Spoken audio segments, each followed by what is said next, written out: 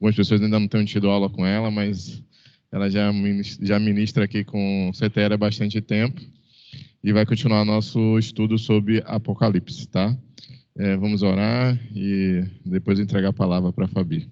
Oremos. Ó Senhor nosso Pai, obrigado, Senhor, mais uma vez por estarmos aqui, ó Pai, por tudo que o Senhor tem feito por nós, ó Pai, pela Tua palavra que tem liberdade para ser dita e ministrada aqui nessa casa, ó Pai. Obrigado pelos irmãos que estão aqui, Senhor, dispostos a ouvir e aprender de Ti, ó Pai. E nós queremos Te pedir nesse momento para que o Senhor possa falar em nossas vidas, através da vida da Fabiana, que o Senhor possa estar abençoando a vida dela, a vida da sua família, ó Pai, e possa continuar a utilizá-la como tem feito até aqui. Ó Pai, é o que nós te pedimos e nós te agradecemos, em nome de Jesus. Amém. Bom dia, né? Hoje é a nossa terceira aula de Apocalipse. A gente vai fazer só um resumo do que a gente já viu, né? É uma carta, vamos dizer assim, uma carta pequena, mas tem muita informação. É uma carta que agrega o imaginário dos judeus, o imaginário das pessoas que estavam lendo. É uma carta recheada desse imaginário deles lá, né?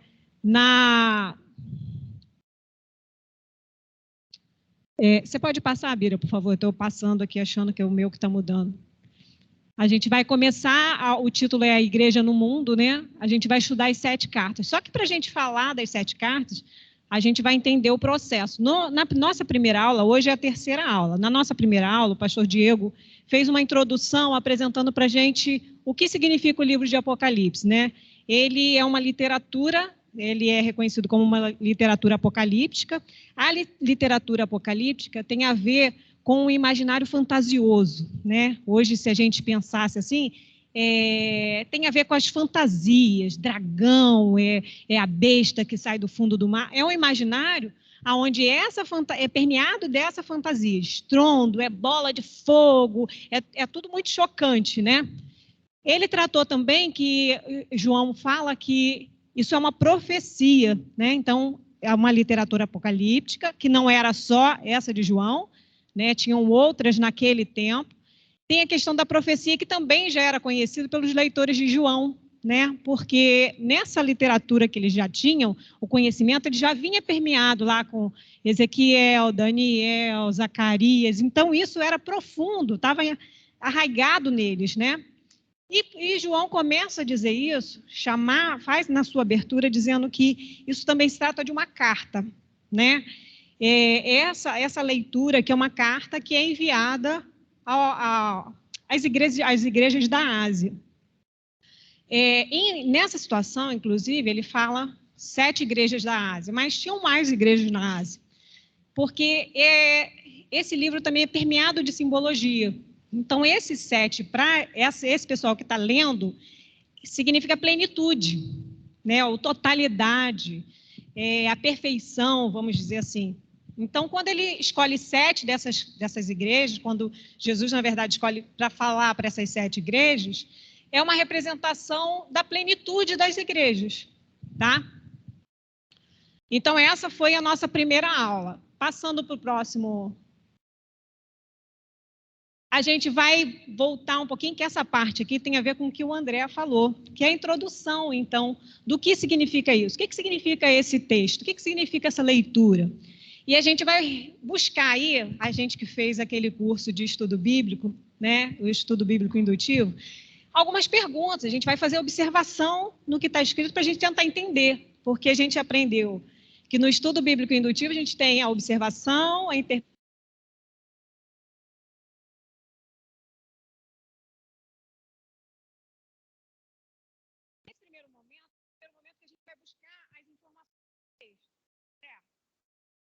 Capítulo 1, lá ele começa falando a revelação de Jesus.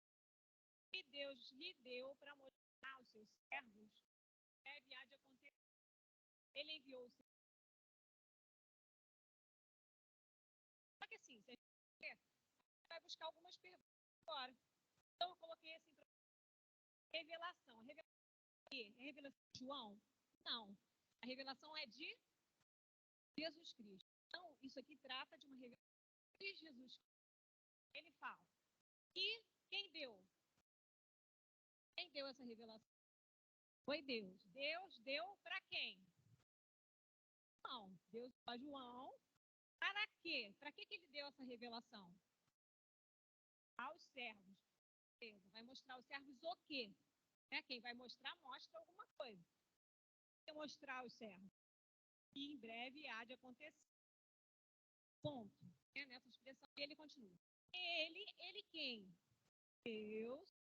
Deus enviou. Quem que Deus enviou? Seu anjo. Então, Deus enviou para João para mostrar o quê? A revelação de quem? Jesus.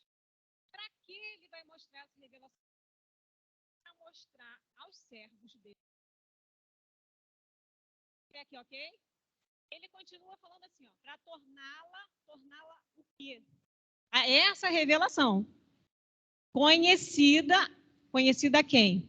Ao seu servo João. Então, aqui, essa mensagem, ela tem um caminho a ser seguido. É Deus que faz uma revelação de Cristo a quem? Ao anjo, para esse anjo falar com João e João passar isso aos servos. Até aqui, claro? Essa foi a introdução que o André fez na semana passada. Aí, continuando,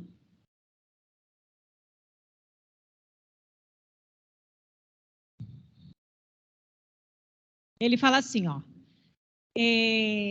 feliz, bem-aventurado, aquele que lê, né? Aquele que ouve. Por quê? Porque isso, o propósito disso não era só ser assim, escrita para a igreja tal.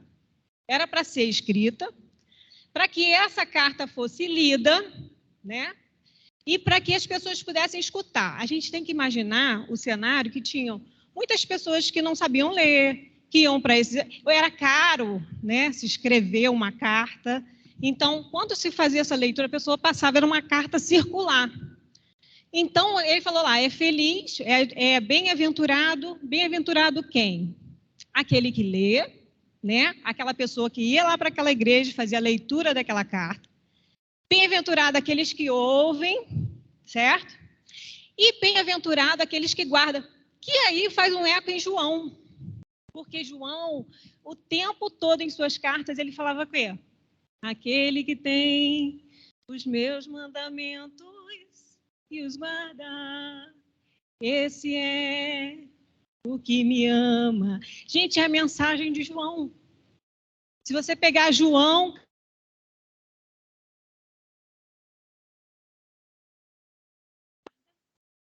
É o que me ama. Então, é feliz aquele que lê, feliz aquele que ouve e feliz aquele que guarda. Aí, na semana passada, um irmão perguntou assim para André, mas essas cartas são para nós? Né? Aí, André falou assim, a Fabiana vai responder isso semana que vem. Essa carta continua sendo lida, não continua? Essa carta continua sendo ouvida, não continua? E essa carta continua sendo guardada? Então, é para nós. Você que lê, você que ouve e você que guarda, você é feliz, você recebe dessa bem-aventurança, amém? Continuando,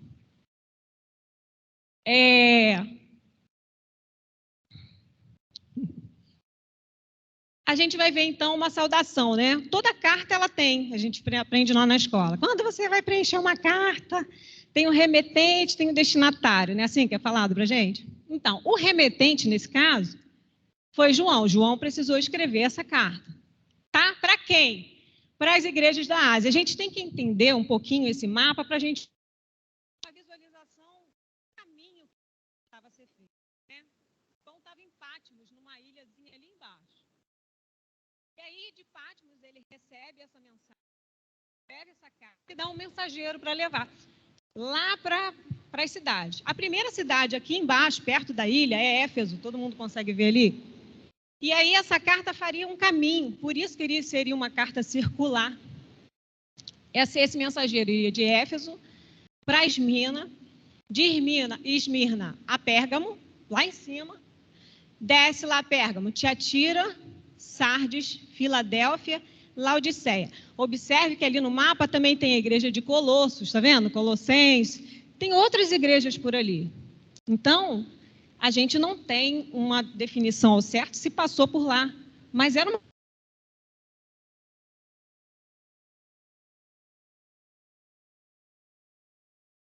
Continuando aí,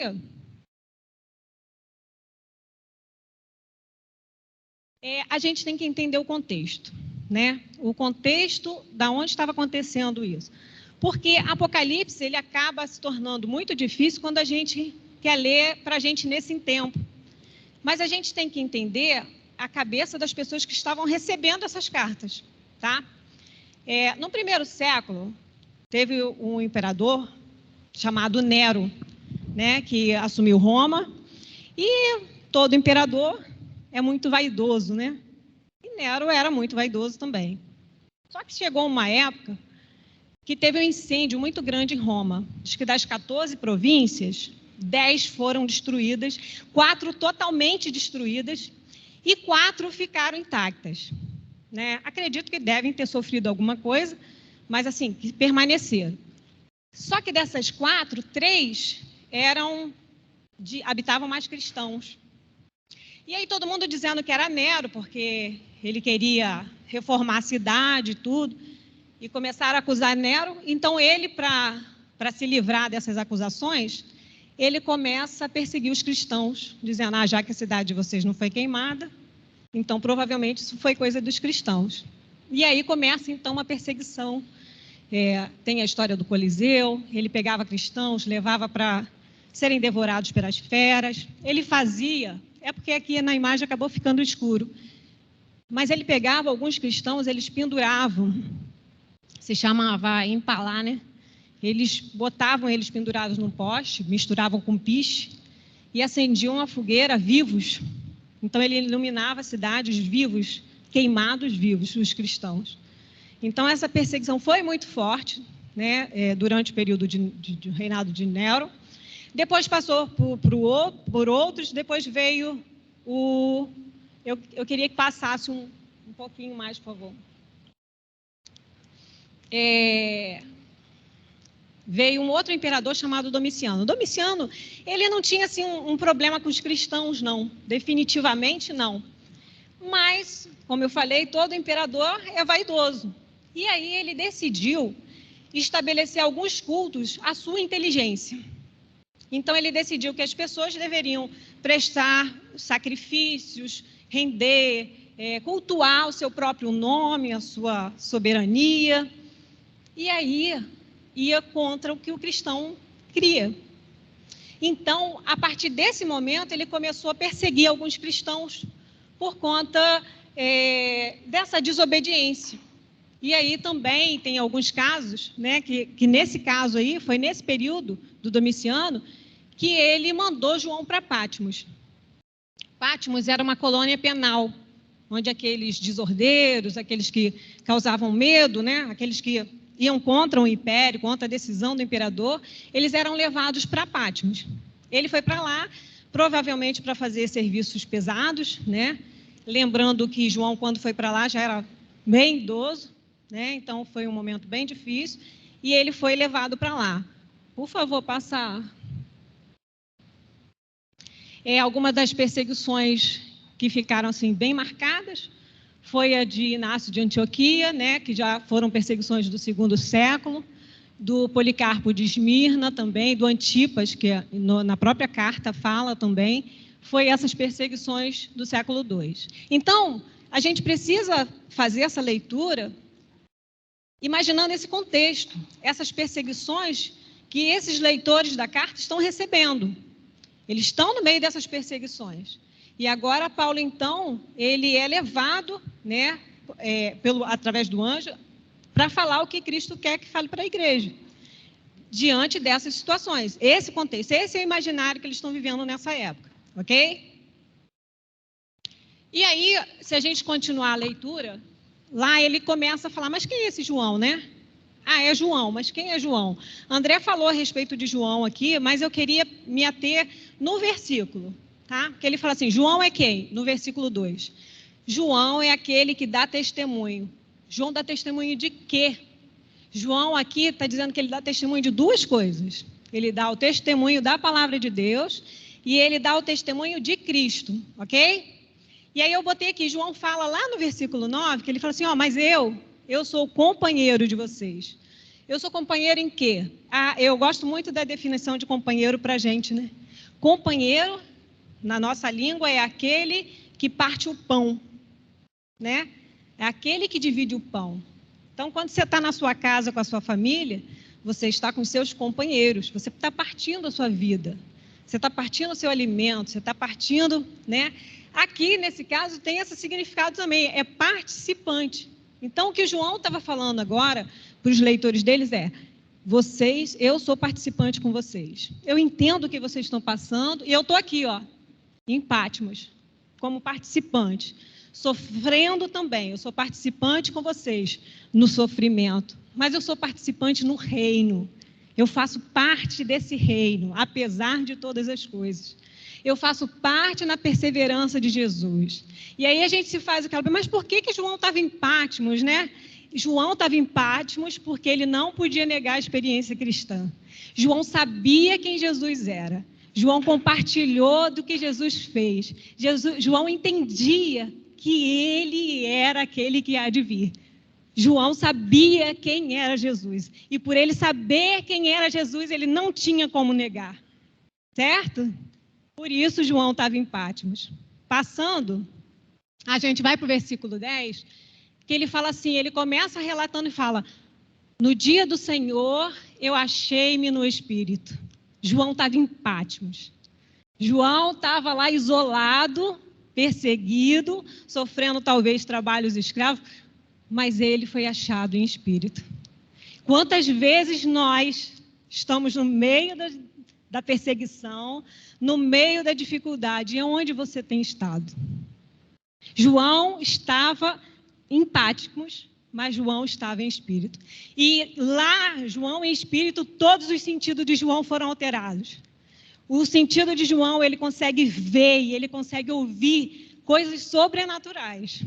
João, ele agora em Patmos tem um espaço aberto e ele sai de um concreto e vai para um sobrenatural. João é impactado agora pelo que ele vê e pelo que ele crê. E aí ele começa falando assim, eu ouvi por trás de mim uma voz forte como trombeta. Todas as vezes que Deus queria reunir seu povo, assim foi lá no Sinai, ele conclamava o povo com sons de trombeta. E ali ele começa a conclamar João com som de trombeta. E ele fala, eu ouvi aquele som, eu ouvi Deus me conclamando naquela situação. E ele fala, e dizia, escreve isso num livro, o que você vê, o que João viu, o que João ouviu, ele precisava passar. Certo? Então, a gente entender que existe um sobrenatural de Deus para o aqui e agora, faz a diferença de onde você está. Você pode estar em Patmos, porque Patmos era um lugar de perplexidade. Patmos só causava depressão. Patmos só causava insegurança, incertezas. Patmos causava medo, intranquilidade. Mas João, mesmo em Patmos, ele estava em espírito. Amém? Continuando, a gente volta um pouquinho no 4 para a gente entender. Ele fala assim, a vocês. Toda carta tem uma saudação, né? A de Paulo, então, todo pedacinho ele fala assim, a vocês, graça e paz, né? Tem uma introdução para uma carta. A de João, por ser uma carta também. E ele fala, a vocês quem? Lembra lá? A vocês que estão lendo e ouvindo. A pergunta do irmão fez na semana passada é para a gente? A vocês que estão lendo e ouvindo. E aí ele continua dizendo, graça e paz. João, ele despende agora graça e paz. Graça em meio das dificuldades. Graça em vez de perplexidade e confusão. Graça é o favor imerecido. E a paz é aquela que só Cristo pode dar. Da parte de quem, né? É graça e paz da parte de João? Não! É graça e paz da parte daquele que é, que era e que há de vir, e dos 7 espíritos que estão diante do seu trono. É essa graça e essa paz que vai lá e bombardeia Patmos. É essa graça e essa paz que vai e enfrenta e quebra todo o paradigma de onde você está e que é capaz da gente falar assim, mas como? Aqui em Patmos. E Deus, ele consegue estipular a graça e a paz aonde quer, que não tem limites, sabe? É uma graça e uma paz que quebra qualquer limite.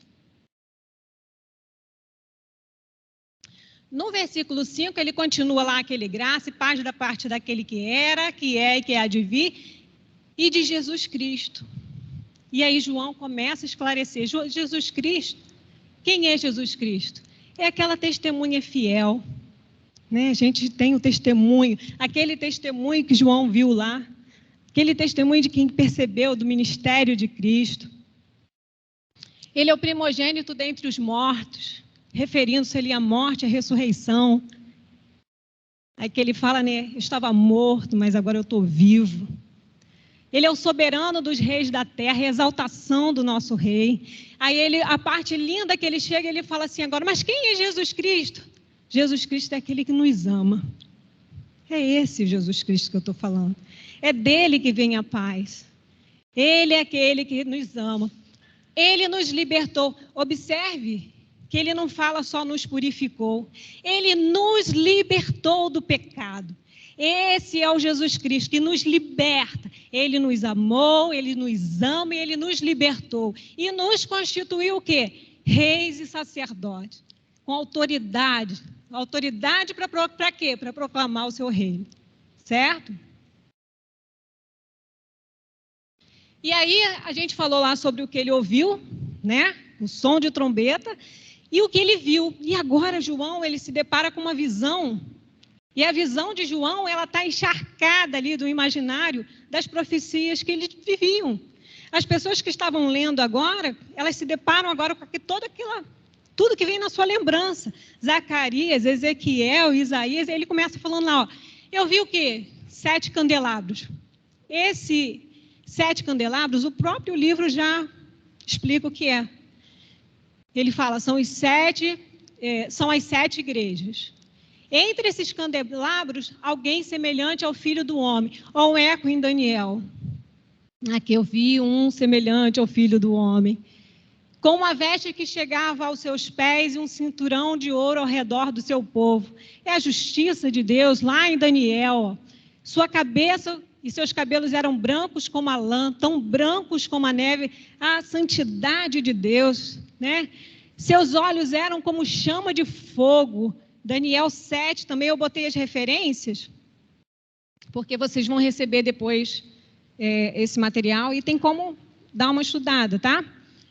Continuando, ele continua a ver que os pés eram como bronze, é o juízo de Deus, a voz como som de muitas águas. Ele tinha, o que ele viu? Ele tinha nas mãos, a mão direita 7 estrelas, da boca saiu uma espada afiada de 2 gumes, sua face era como o sol quando brilha em todo o fulgor.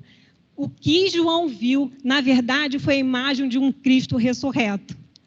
O que João viu foi um Cristo ressurreto, a ressurreição, quando ele já foi levantado, com toda a autoridade, com toda a glória, com todo o esplendor. Essa foi a visão de João. E quando João viu a situação do que João faz, pode passar, André, por favor. Qual foi? Ó, ali eu coloquei, né? Pode voltar aquele lá, por favor.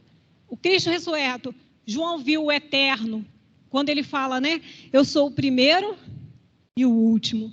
João viu o imortal, eu sou aquele que vive. João viu o ressurreto, eu tive morto, mas agora eu estou vivo para todo sempre. João viu o poderoso, quando ele fala, eu tenho as chaves da morte e do Hades. Tem o domínio, está nas minhas mãos. Eu tenho o controle de todas as coisas. Foi a esse, com toda essa autoridade que João viu. Certo? Continuando, volta só mais um pouquinho, André, por favor. Quando João viu, o que acontece quando a gente entende, quando a gente percebe essa visão de Cristo? João fala que ele caiu em adoração, ele caiu como se estivesse morto, diante de tanta glória, diante de tanto esplendor. E ele continua, ele fala assim, mas ali em Patmos, João viu o espaço concreto e cotidiano, agora sendo invadida por uma perspectiva celeste e escatológica. João em Patmos não foi uma fuga para o céu. João não fugiu na sua mente, falou que queria estar no céu agora. Foi ali, em Patmos, que foi aberto o sobrenatural para João viver. Foi ali que ele teve a visão do Cristo ressurreto. Foi em Patmos que o espaço que João estava concreto foi impactado.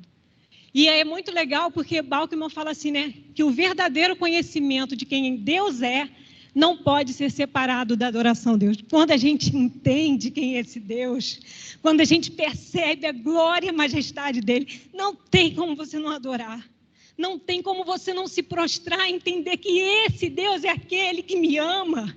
Esse Deus é aquele que me libertou de todos os pecados, apesar de mim. É esse Deus que, apesar de mim, da minha incapacidade, da minha mesquinhez, de quem eu sou, ele foi lá e mostrou para mim, agora tem um espaço aberto para você. E eu vou impactar, eu posso impactar aonde você estiver, mesmo que seja em Patmos. Ele vem para impactar. Glória a Deus. Passa. Então, aí a gente começa, de fato, a nossa caminhada aí para as igrejas, né? João começa a escrever essas mensagens. E a mensagem não era boa, né? O que João tem para escrever, ele vai dizer assim, ó, as coisas vão piorar. Vai estar muito pior.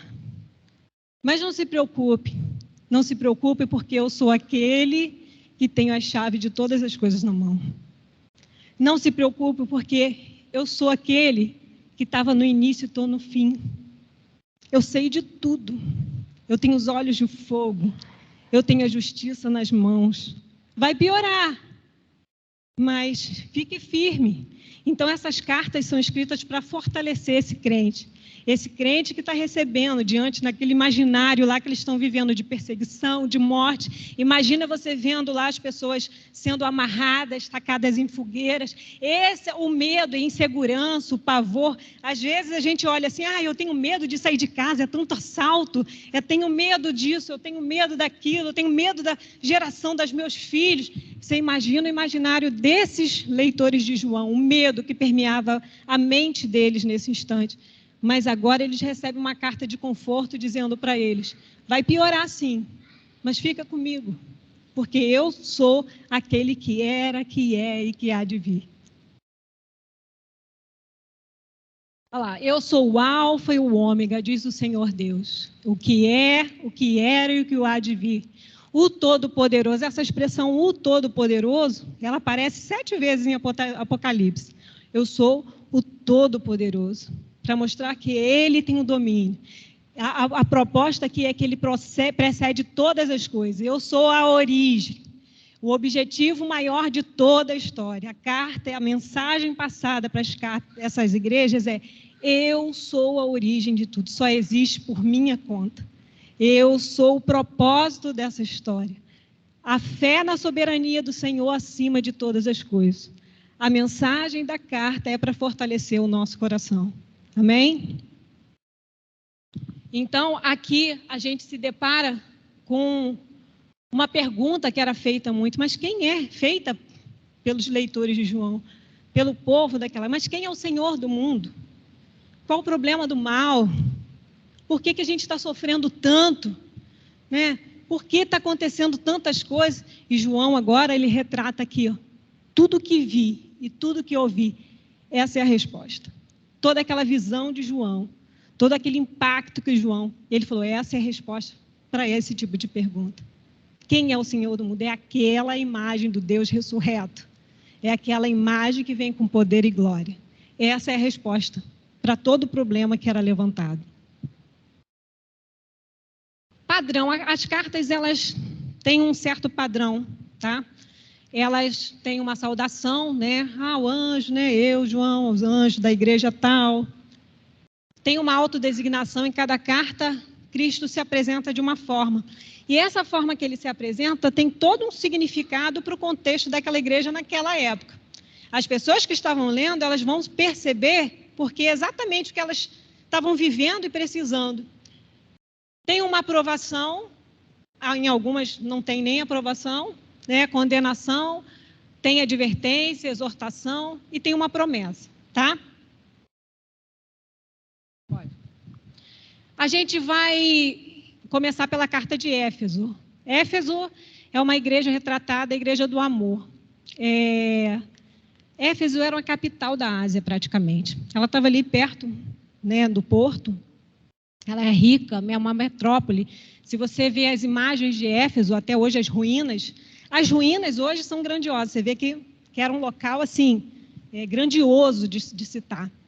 E Éfeso também era uma igreja em que tinha um templo muito grande, o da deusa Ártemis.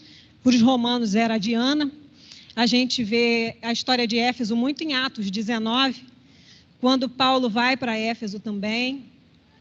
E ele tem alguns problemas, inclusive, em Éfeso, porque quando ele começa a pregar o evangelho, ele expulsa lá o demônio de uma moça vidente e tudo. E aí os artesãos que produziam miniaturas dessa Diana, do templo da Ártemis, começam a falar, acabou o nosso negócio. Né? A gente vive de vender estátua, a gente vive... E agora ele vem aqui dizendo que tem um Deus todo-poderoso que salva. Né? E aí eles começam a se reunir e se levantar contra Paulo. Esse templo de Ártemis, arqueologicamente, ele era um templo grande, mas ele não era só para adoração de Ártemis. Era como se fosse uma casa do tesouro também, onde as pessoas iam para negociar, vender, botar lá suas promessas de compra e venda, né? Tinha também como se fosse um lugar de refúgio, né? Alguém, um criminoso e tudo, podia ir para o templo de Ártemis e ficar lá refugiado, aí ninguém podia entrar porque era santo, então ninguém podia matar a pessoa lá dentro. Então era um refúgio, era um lugar seguro para o povo de Éfeso. Então a cidade praticamente era permeada com o imaginário dessa deusa salvadora, que era Ártemis para a cidade. A cidade de Éfeso, né, eu botei ali, ela foi passada para Paulo. Paulo, depois, ele escreve para Timóteo. Timóteo assume essa igreja e tem alguns problemas, porque começam a viver uma má teologia na igreja de Éfeso. E então Paulo começa a tratar com Timóteo a respeito disso. Começa a fazer isso. Se você ler a carta de Timóteo 1 e 2, são recomendações de Paulo falando para ele, é melhor você fazer assim, faz assim, faz assim, faz assim. A esses aqui você para esses aqui você chama atenção. Então a carta de Timóteo, na verdade, é Paulo mostrando a Timóteo como combater essa má teologia, né, naquela igreja. Depois, aí a gente já não tem uma certeza, mas alguns dizem que João também foi bispo dessa igreja, cuidou dessa igreja. E nessa carta em especial, Jesus ele se designa como aquele que anda e conhece a igreja. Ele fala, eu sou esse, eu sei. Nada mais confortável quando você está passando por um período e alguém que sabe a dor que você está sentindo e fala, eu sei exatamente a dor que você está sentindo, não é? Às vezes, assim, a perda de uma pessoa e a outra pessoa passou por uma perda semelhante, quando essa pessoa fala, eu sei, é um conforto maior, é diferente de quando aquela que não passou. É como se fosse assim, você agora é mãe, e aí vem uma pessoa que nunca foi e uma pessoa que é, e a pessoa que não tem experiência de ser mãe ainda, e te dá um conselho, é diferente de uma pessoa que já foi mãe, já passou por algumas situações e falar para você, olha, acontece isso, não é? Então, o que Cristo está falando eu conheço, sou eu que ando no meio da igreja, eu sei bem quem vocês são, eu sou esse Cristo que passa. Lembra que eu estava lá no meio dos 7 candelabros? Sou eu que eu domino, eu tenho domínio de todas as coisas. Ele fala isso para a igreja de Éfeso. A aprovação que ele falou, vocês são uma igreja boa, uma igreja de obra, uma igreja que luta muito, trabalham muito, um trabalho árduo, são perseverantes. E a condenação é que, por causa dessa perseverança, vocês perderam, na verdade, a preocupação de Éfeso era isso. Porque, por conta da má teologia, dessa insistência, vocês precisam combater isso, não podem entrar, deixar... Foi esfriando o amor. Apesar de ser uma igreja com obras, Apesar de ser uma igreja trabalhadora, apesar de ser uma igreja perseverante, apesar de ser uma igreja alicerçada na verdade, começou a esfriar o amor. Começou a perder o amor. Às vezes a gente parece que não, né? Que uma coisa caminha com a outra. Mas aqui é a verdade, mas é a verdade em amor. A gente precisa lembrar sempre disso. Eu preciso viver a verdade, mas essa verdade precisa ser vivida em amor. Não adianta doutrina sem amor.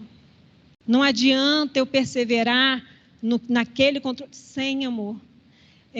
Paulo já falava isso em Coríntios 13, né? Que sem amor eu nada serei. Sem amor eu nada serei. Então, eu posso falar todas as línguas, todos os dons, eu posso fazer todas as coisas, mas sem o amor, de nada adianta, né? Então, a igreja de Éfeso precisava voltar a esse princípio. Ele fala, volta a esse primeiro amor, a essa chama. E aí, quando eu me pergunto isso, será que essa carta é para nós hoje? Quantas vezes a gente tem conhecimento da verdade, a gente sabe da verdade, a gente crê, a gente tem doutrina, mas e o amor? As nossas ações, às vezes, não refletem esse amor. Às vezes, nossas ações não frutificam, e aí a gente é como se tivesse morto, né? E é isso que Cristo fala para a igreja, eu vou, se vocês não voltarem, eu acabo com vocês. Vou retirar o candelabro dali. Não faz sentido. Então, não adianta obras, não adianta luta, não adianta... Mas eu trabalho tanto na igreja. Mas se você não tiver amor, é extinguido ali. Por isso que a gente canta aquele louvor, né? Quero voltar ao início de tudo, encontrar-me contigo, Senhor. Quero rever meus conceitos, valores. Eu quero reconstruir. Vou regressar ao caminho. Vou ver as primeiras obras, Senhor. Olha o chamado a Éfeso, eu me arrependo. Eu me arrependo, Senhor, me arrependo, Senhor, me arrependo, Senhor. Quero voltar, eu quero voltar ao primeiro amor, ao primeiro amor. Eu quero voltar a Deus. Amém? Essa é a mensagem de Éfeso. Volte-se a Deus. Arrepende-se, Éfeso, para que você permaneça em mim. Ao vencedor, ele promete, quem é o vencedor? É o homem que luta contra o pecado, contra o diabo, contra o domínio do diabo, em amor por Cristo. Ele persevera até o fim. Aqui, ele fala isso, né? É algo muito melhor que a comida oferecida aos ídolos. Aqui, Cristo promete herdar a árvore da vida. A árvore da vida para o imaginário judaico, para o imaginário daquele povo naquela época, é restauração de um paraíso perfeito. É a restauração de todas as coisas. Ele fala, é assim, quando você voltar a esse primeiro amor, eu vou restaurar todas as coisas. Todas as coisas vão ser restauradas. Não vai ter outro alimento, não tem alimento, tem um alimento maior. Um alimento eterno. E Jesus, ele se auto-intitula, né? Eu sou o pão da vida. Aquele que desceu, ele vai alimentar. É essa árvore da vida que cura, as folhas cura. Esse imaginário da árvore traz para a gente isso, a cura, a restauração de todas as coisas. Essa era a mensagem para Éfeso, arrepende-se. Volta ao primeiro amor para que você possa se alimentar de mim. Certo? A segunda igreja é a igreja de Esmirna. Esmirna, vocês estão vendo lá, ela tem... era uma igreja grande. É uma igreja, na verdade, que tinha um porto lá perto do mar Egeu. Era uma igreja também que tinha ali umas cisternas. ela era rica, próspera.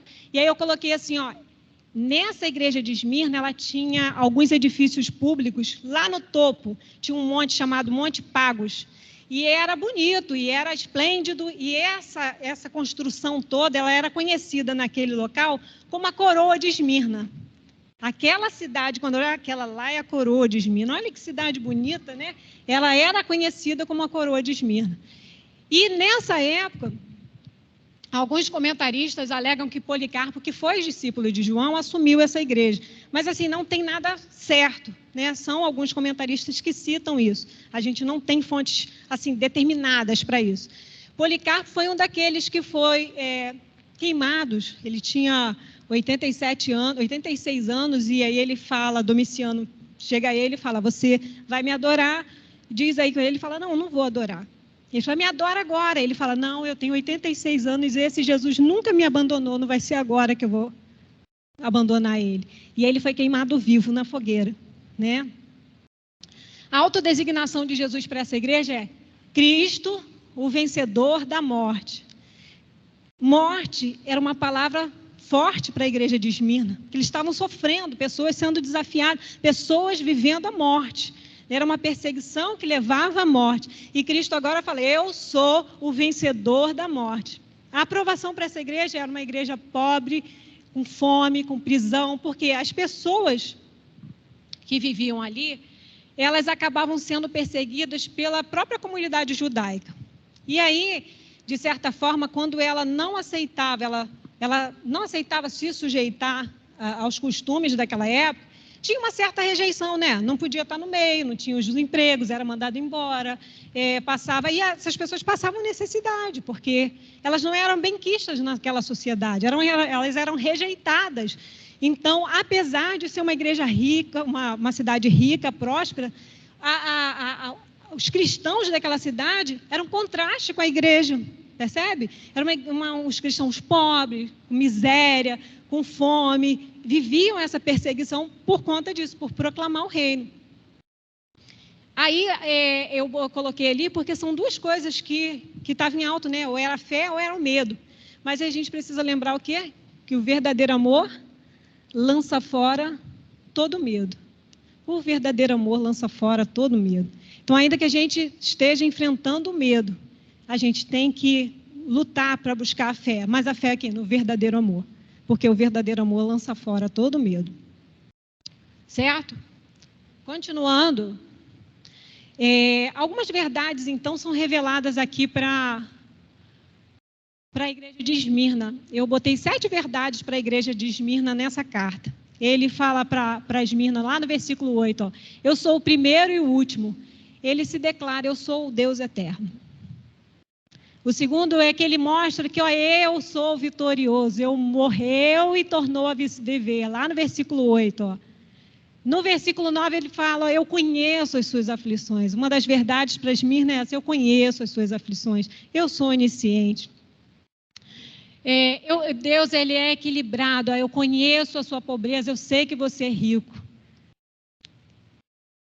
Ele está no controle, vocês sofrerão, mas esse sofrimento é limitado. Quando ele fala lá 10 dias, ele fala, esse sofrimento tem fim, esse sofrimento vai acabar. Ele tem um propósito, o propósito está lá. Qual é o propósito da gente passar por provações? Em Tiago ele fala isso, né? O nosso propósito de passar por provação é para que a gente seja aperfeiçoado, é para que a gente cresça. E esse é o propósito da igreja de Esmirna, está passando por essa provação. Ele é generoso. Ele é generoso. Não é pelos méritos de Esmirna. Não é porque Esmirna é melhor, ou ela tem capacidade, ou pelas obras. Ele dá porque ele é generoso. Ela não merece. E assim também somos nós. Nós não merecemos. Mas lembra lá? A graça e a paz nós recebemos dessa graça. É pela graça. E não é porque a gente merece. Certo? A igreja de... Gente, Pérgamo, quando eu fui pesquisar Pérgamo, eu fiquei assim, impactada com Pérgamo, né? Ele era o centro, o referencial da adoração na Ásia. Pérgamo, ela vivia entre o vale, assim, ela ficava no topo do vale. Lá era o local onde tinha mais adoração a todos os tipos de deuses que você pensar, né? Lá eles adoravam Zeus, eles tinham um altar de Deus, Zeus. E por isso aí, quando Jesus fala à igreja de Pérgamo, ele fala assim, eu sei que aí é o altar de Satanás. É porque se referencia a esse altar de Zeus, né? A referência dada a esse altar de Satanás. Lá tinha um altar, um trono também lá, chamado de Asclépio, ou Esculápio. Ele era o deus da cura em Pérgamo, né? Pessoas doentes iam para lá, era como se fosse um spa. Então as pessoas iam para lá, tomavam alguns ungüentos, passava lama no rosto, sabe? Esses lugares que a gente... Eu nunca fui, vocês já foram assim? Deve ser legal, né? Esses lugares que passam lama no corpo, botam um monte de pedrinha, era mais ou menos assim, lá nesse templo de Esculápio. Hoje, para a gente chama de spa. Esculápio, inclusive, a imagem dele, ele é um deus com um cajado e uma cobra enrolada nesse cajado. Qual é o símbolo da medicina hoje? Né? O símbolo da medicina não é assim, um cajado com uma cobra enrolada? Então, é referência ao deus Esculápio, né? É referência a esse deus da cura. E eles viviam assim, tem o deus, a de Ártemis também tinha, tudo quanto é templo tinha, né? Um local, era muito grande. Quer ver? Passa para o próximo, por favor. Ali é a visão geral, né? Imagina, deve ser lindo, né? Um monte lá com a visão e tanto. Aquela ali é uma maquete de reconstrução de Pérgamo. Então, assim, era surreal, era uma coisa muito... Então, era o centro de adoração de Pérgamo, do rei, na verdade, o culto imperial, o centro do culto imperial era ali, tá? Mas a gente vai ler agora sobre Pérgamo, ele fala isso, ó. Para você ter noção que a cidade de Pérgamo é tão importante, que a palavra pergaminho, né, que eles usavam, veio de Pérgamo. Ó, até hoje a gente usa isso, né? O pergaminho que se usava era da cidade, era feito na cidade, tá? Essa mente era uma mente politeísta. Esses dias eu estava lendo um artigo da Jane Wilke, ela falando exatamente sobre a mente do povo de Israel. O povo de Israel, quando estava lá no Egito, ele estava em meio a uma mente politeísta, né? Era o Deus Ram, Deus Sol, Deus... Quando Deus leva o povo para sair do Egito, ele chama a atenção ao povo falando assim, cuidado, que vocês vão para uma terra, então é bom que vocês não se misturem, porque senão vocês vão se contaminar com os ídolos de lá, com os costumes de lá, então não case, não se dê em casamento. Lembra da aliança que vocês fizeram comigo? Que o povo de Israel, desde aquela época, veio lá, né? Se relacionando com os sidônios, com os cananeus. E aí, quando a gente olha para Pérgamo, isso é uma reconstrução que veio desde a saída do Egito, percebe? Eles estão vivendo em meio, eles têm uma opressão. Agora a igreja ali, ela está vivendo numa opressão pagã, uma sociedade pagã. A questão de Pérgamo é que ela está num ambiente pagão, que é muito semelhante ao nosso, né? Eles tinham que trabalhar, comprar, fazer, tudo numa sociedade não cristã, né? Vai para a escola, e a escola tem culturas de todos os tipos, é a gente sendo assimilado pela cultura. E a igreja de Pérgamo sofria por esse contexto politeísta. Só que Cristo ele se autodesigna como a espada afiada de dois gumes, né? A espada afiada de dois gumes ela tem esse significado da verdade, né? A verdade, eu sou a verdade, eu tenho a justiça, o juízo sai da minha boca. Então aqui eu coloquei pressões de uma sociedade pagã. Ele faz uma referência a Balaão. Balaão era aquele profeta que o Balaque, o rei moabita, mandou chamar e falou assim, amaldiçoa o povo de Israel, por favor. Vai lá amaldiçoar. Ele não conseguia amaldiçoar. Porque ele falava, Deus mandou abençoar. Falou, não, eles vão ser muito grandes, vão ser poderosos. Só que aí depois, no final, Balaão fala para ele assim, eu não consigo amaldiçoar, mas faz o seguinte, pega as mulheres de vocês, casa com eles, bota lá disponível, porque elas vão contaminar eles. Então, quando ele fala sobre a questão da sociedade pagã, que aí o povo de Israel começou a se casar com essas mulheres, se relacionar, e aí fala que foi aí a queda de Israel, porque essas mulheres moabitas levaram o povo de Israel a pecar. Então, quando Jesus fala aqui, ó, essa sociedade pagã, imoralidade, tolerância, é isso, quando a gente começa a deixar a situação pagã entrar na nossa vida, no nosso meio, na nossa igreja, sabe? E tudo é normal, pode tudo é assim mesmo, não tem nada a ver. É assim, é costume, todo mundo, a gente tem que ser assim, cheio de pecado, para a gente poder entender como é que faz para pegar o pecador, e a gente está atolado na lama. Era isso que a igreja estava vivendo, e é isso que Cristo está chamando a atenção. Cuidado com as doutrinas de Balaão, cuidado com o que você anda crendo, cuidado com o que você anda se misturando, cuidado com as suas alianças, cuidado com as suas alianças. Aí, quando eu estava falando do artigo da Jane Wilke, ela fala isso. O problema não era não adorar a Deus. Eles estavam adorando a Deus, mas eles não estavam adorando a Deus unicamente. Percebe? Eles não estavam adorando. E Deus falou lá o que lá no início, quando eles chegaram na terra? Assim, ouve, ó Israel, o teu Deus, o teu único Deus, teu Deus. A esse vocês adorarão. É a única, não é assim, mas eu adoro Deus também. Não é. Ela em casa, a Olivia é muito carinhosa, né? Aí ela é muito pegada com o pai dela. Aí puxa saco a beça. Aí ela fala pro pai dela assim, desde quando ela está lá agarrada com o pai dela, aí, ai, papai, te amo. Aí eu já falo assim, ei, que negócio é esse?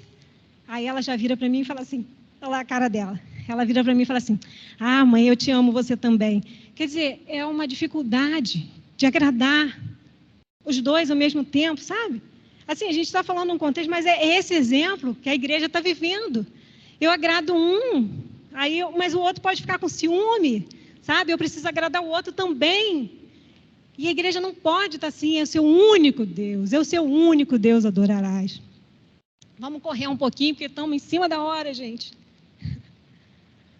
Esses dias eu vi no Instagram, acho que do pastor Mauro, uma das filhas, eu não lembro qual, falou assim, esse é o meu pai que fez isso, aí foi falando, né, das qualidades, e no final ela falou assim, que me ensinou a falar a verdade em amor, né? E o que a carta aqui, João está tratando, é que eu preciso falar de amor, preciso falar de verdade. Lá na igreja de Éfeso, eles tinham a verdade, estava faltando o amor. Aqui, em Pérgamo, eles tinham amor. Era uma igreja amável, mas estava faltando a verdade, sabe? E aí, o Stott, ele fala uma coisa muito legal, que ele fala assim, amor se torna sentimentalismo se ele não for fortalecido pela verdade. E a verdade, ela vai se tornar dura se não for suavizada pelo amor. Então, nós, igreja, nós precisamos preservar o equilíbrio que encontramos na Bíblia, que nos diz para seguir a verdade em amor. Não posso ter só amor, não posso ter só verdade. Eu preciso seguir com a verdade em amor. Okay?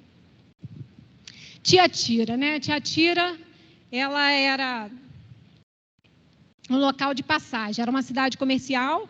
Ela produzia muita lã, linho, tingimentos, inclusive, quando fala de Lídia, a vendedora de púrpura lá, né, de tecidos, né, Paulo fala, ela foi para a cidade de Filipos e tudo. Então, é mais ou menos nesse contexto, nessa região ali. Ali tinha um templo de adoração, ao templo de Apolo. Apolo, ele era um deus romano e ele era conhecido como Deus Sol. Era o Deus Salvador, um Deus Sol.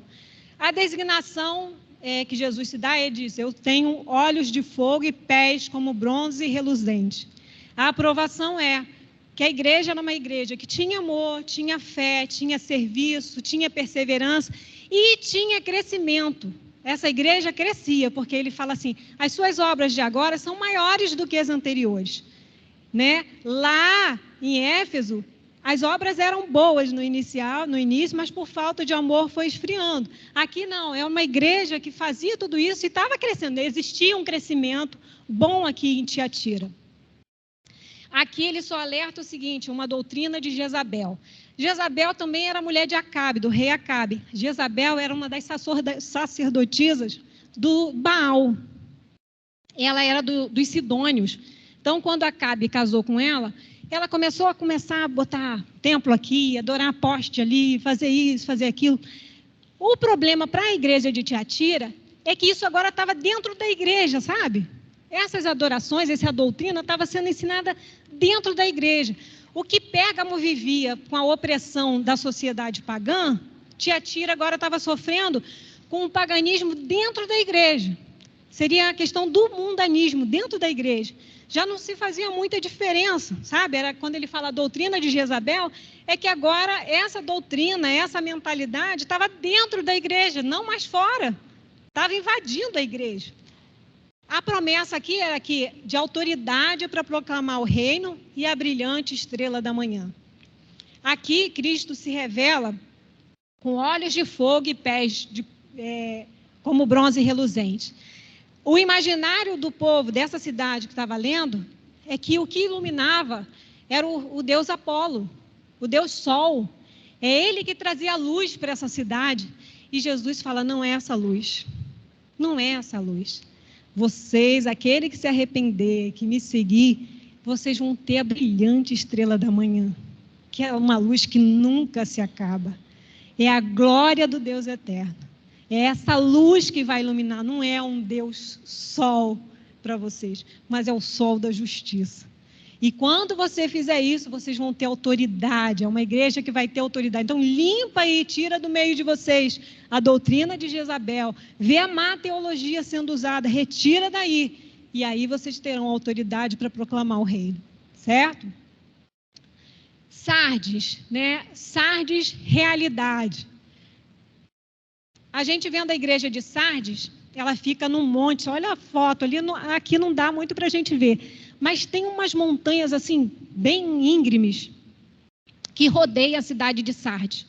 Sardes, então, ela achava que aquilo ali, de certa forma, fazia ela indefensável, sabe? Ela era inconquistável, ninguém poderia chegar. Só que ela mesma já tinha sido invadida em 1549, se eu não me engano, invadida em 218, vários entravam, porque ela achava que ninguém poderia entrar lá, acessar a minha cidade. A cidade, a ideia, o imaginário da cidade era esse, eu sou imbatível. E aí, quando ele fala aqui, ela foi devastada, essa cidade, em 17 depois de Cristo, teve um terremoto muito grande que destruiu a cidade, e a cidade prosperou. No livro de Apocalipse fala que ela era uma igreja viva, ativa e bem-sucedida. Aparentemente. Parecia, assim, uma igreja boa, uma igreja sucedida. Sabe aquelas igrejas que você olha e fala assim, nossa, só que Cristo não vê como a gente vê. E Cristo fala, não passa de um cemitério espiritual. É tudo carcaça. É o sepulcro caiado, sabe? É aquela parte, está oca por dentro, está bonito por fora, bem limpinho. Olha assim, nossa, que testemunho. Mas lá dentro, né, está tudo ruim. É tudo falso. É tudo imagem só para mostrar. Então, pontos aqui foi conveniência, contaminação e circunspeção. A gente chama aqui de cristianismo nominal, aquele que diz crente, mas não é crente, sabe? Não produz fruto de crente. Era mais ou menos isso que eles estavam vivendo. Eu sou crente de carteirinha. Diria assim, é um crente não praticante. Não sei nem se existe isso, mas seria mais ou menos isso. Eu sou um crente não praticante, eu sou amigo do Evangelho, eu gosto desse tal de Jesus, mas eu não estou muito afim de abrir mão de tudo para viver isso, não. Eu prefiro... Era mais ou menos assim que estava a igreja de Sardes. Aqui a promessa que ele dá é isso, né? Santidade e consagração. Eu botei ali vestes de rebelião e folhas de figueira na tentativa da gente ser bom o bastante. Por quê? Porque ele fala assim, alguns imperativos para a igreja de Sardes. Esteja atento, fortaleça o que resta em vocês, lembre-se do que você recebeu e ouviu, obedeça e arrependa-se. A advertência de Cristo eu virei como um ladrão. O imaginário do povo de Sardes a gente é inconquistável. Vocês são imbatível. E para trazer a lembrança de que eles foram invadidos por vários impérios, vários povos, e agora ele fala, eu vou vir assim. como um leão. Você está achando que você é demais? Você tem esse orgulho em você? Você acha que você é autossuficiente, que ninguém derruba você? Então se prepara, porque vai chegar um dia, uma hora que você não sabe, eu vou vir como ele, e você vai estar despreparada. E ele fala isso, a promessa aqui é vestes brancas e o nome no livro da vida. Que tem a ver com aquela parte que eu tinha falado com vocês. Jesus aqui oferece vestes brancas, uma veste de santidade, de inteireza, sabe? Quando eu coloquei lá, né, a rebelião e a veste da figueira, a figueira, na verdade, é sempre uma tentativa nossa de achar que a gente é suficiente. É sempre uma tentativa nossa de querer dar um jeito na nossa nudez. Sempre uma tentativa nossa de querer tapar e esconder aquilo que de fato a gente é. Só que a gente não é capaz de tapar as nossas próprias mazelas, nossa própria nudez, sabe? A gente não é capaz. A gente só é capaz. A única coisa que tapa a nossa própria nudez é essa veste que a gente pode receber no dia. Só que para a gente receber essa veste, a gente precisa seguir esses imperativos. Estar atento, ser fortalecido. Como que eu fortaleço, gente? Com a igreja, a comunidade fortalece. A gente junto, a gente reunido, é aqui que a gente fortalece. Então você precisa, estou fraca, estou vacilando, estou em dúvida, estou com medo. Busca refúgio na igreja. A comunidade serve para fortalecer, para aquecer o coração, para ensinar, para nos exortar, para nos animar. É assim que a gente fortalece. Lembre-se, a lembrança, o imaginário da nossa lembrança é importante. Cristo sempre trabalha com lembrança da gente, né? Ele fala, ele trata todas as nossas lembranças. Obedeça, gente, precisamos obedecer. E arrepender, é chamada ao arrependimento. Filadélfia, uma igreja missionária. Uma igreja que ficava no caminho de tudo, sabe? Passava para lá, passava para cá, várias línguas, um polo de línguas. Essas aqui são as colunas na igreja até hoje, né? Tem as colunas enormes que ficam na cidade histórica lá. E ela foi fundada com a intenção mesmo de ser uma difusão de língua e costumes gregos. Ela era conhecida como Porta Aberta, né? A Igreja das Portas Abertas. Aquela era a cidade de Filadélfia. Tá. Ela era pequena em número e riqueza, sofria muito questão de terremoto, de tremores.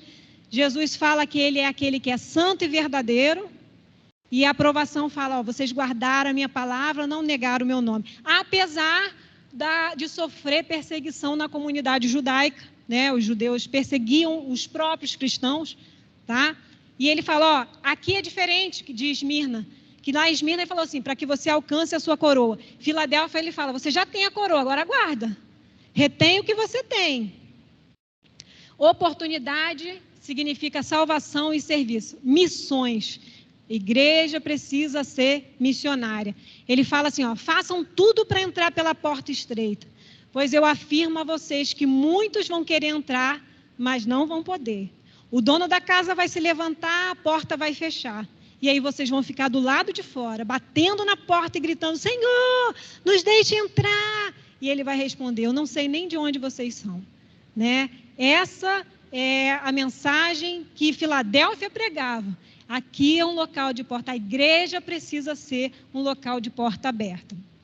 A promessa, olha, essa promessa, sinceramente, particularmente, eu acho a mais linda, que ele fala assim, eu aguardarei e farei uma coluna no santuário do meu Deus. Gente, imagina uma cidade que olha para aquelas colunas enormes e perceber que, né, representa a força e fala assim, eu serei como essas colunas no santuário do meu Deus. Eu, como missionária, vou promover uma porta aberta na onde eu estiver, na minha casa, no meu trabalho, o acesso ao reino e ao templo de Deus. Laodiceia é a última igreja. Bira está lá quase já puxando minha orelha. Já vou acabar, Bira, já vou acabar. É uma igreja de oportunidade. Se vocês olharem ali, tem algumas escavações que foram feitas agora em Laodiceia. Gente, eles encontraram muito tubo passando. Laodiceia, ela ficava perto de um, vamos dizer assim, ela tinha uma estância hidromineral. Caldas Novas, Laodiceia. Laodiceia era mais ou menos Caldas Novas. Ela tinha uma estância de água mineral. Então, falar em água morna era o que eles mais sabiam, né? Eles entendiam sobre água morna. A igreja aqui é a única igreja que contrasta com a cidade. A cidade, ela era um centro bancário, vendia, era um lugar especialista em lã negra. Lá se vendia, eles, lá naquele local, eles comercializavam uma lã preta, que era conhecida na região da Ásia. Outra coisa que tinha, eles tinham uma escola de medicina famosa por uns ungüentos que se colocavam no olho, uns colírios, né, que era usado ali para aquela região. Ela era famosa, estou passando mal do olho, vai lá para Laodiceia, lá procura lá um remedinho para comprar, um colíriozinho, ia para Laodiceia. O problema de Laodiceia era a indiferença. Se você pegar aí, é porque não dá tempo da gente ler tudo. Você vai ver que era uma igreja orgulhosa, uma igreja que se achava autossuficiente, uma igreja que falava que achava tudo. E aí Cristo, ele não mais promete, mas ele aconselha a igreja de Laodiceia. Fala assim, Laodiceia, quer saber? É melhor você comprar de mim. Vem comprar de mim. Compra de mim um ouro de verdade, um ouro puro. Vem comprar de mim roupas brancas. Para com a lã preta, vem de mim de roupas brancas. E o colírio, esse colírio de vocês não está com nada. Vem usar um colírio que só eu posso dar para você poder enxergar toda a perversidade, a nudez, a mesquinhez que você tem dentro de você. Aí, só para fechar a Bira, por favor. Né? A igreja de porta aberta. Pode passar, por favor. Só para finalizar, aqui são só conclusões que a gente vai só citar. Fala assim, o paradoxo das cartas. As cartas foram feitas para as igrejas. Só que depende de quem ouvia. Depende da igreja que ouvia. Porque nem todos eram pobres e perseguidos, ok? Tinha gente que era comprometido, estava assimilado pelo sistema. Então, para quem era pobre e perseguido, a carta serviu como fortalecimento. Mas para quem estava comprometido com o sistema, era um desafio, era um medo. Porque agora ele vai vir com justiça, ele tem pés de bronze, ele tem espada na boca. Então, assim, é um paradoxo. É bom para quem se está tudo bem, mas é ruim para quem está mal, certo? As visões traziam consolo e encorajamento, mas traziam também advertência e desafio. Chamada tarefa, qual o propósito da igreja, né? A chamada tarefa de dar testemunho de Deus e sua justiça. Então, abrir o mundo a uma transcendência divina, entender que o propósito final de Deus para a história da humanidade, que o propósito final da igreja é que, independente da ideologia que o império está lançando sobre nós, Deus abre agora uma porta sobre o sobrenatural e faz o aqui e agora ter sentido para a gente, tá? Esse material depois vai para vocês, tem mais finalizando. Eu deixei aqui algumas dicas de livro também, devocional, se você quiser ver, tá? E espero que seja bom. Pena que o tempo corre, mas obrigado pela oportunidade aí. Obrigado, Fabi. Gente, realmente hoje o tempo está bem corrido, então a gente não vai conseguir abrir para perguntas, mas depois vocês podem procurar a Fabi aqui no final do culto. A gente também tenta pensar alguma forma de colocar algum link para vocês fazerem perguntas durante a semana lá no nosso chat do WhatsApp, e a gente repassa para a Fabi para tentar complementar esse nosso momento aqui, tá? Fabi, mais uma vez, obrigado, foi uma bênção. Vamos orar, agradecendo a Deus já pelo nosso momento de celebração. Pai, mais uma vez, Senhor, obrigado pela essa palavra que foi ministrada aqui, Pai. Obrigado, como foi rico esse período aqui, que podemos estudar a Tua palavra, ouvir o que o Senhor tinha a nos falar através da vida da Fabiana, Pai. Pai, obrigado também por essa igreja, por esse momento de celebração que vai se iniciar daqui a poucos minutos. Que o Senhor continue conosco, nos ministrando e falando nas nossas vidas. É o que pedimos em nome de Jesus. Amém. Gente, só um aviso rápido que eu ia esquecendo. Domingo que vem a gente não tem aula. É feriado. Normalmente nos feriados a gente emenda. Então, domingo que vem a gente não tem aula do CTL. A gente volta depois do feriado, tá bom? Bom domingo a todos.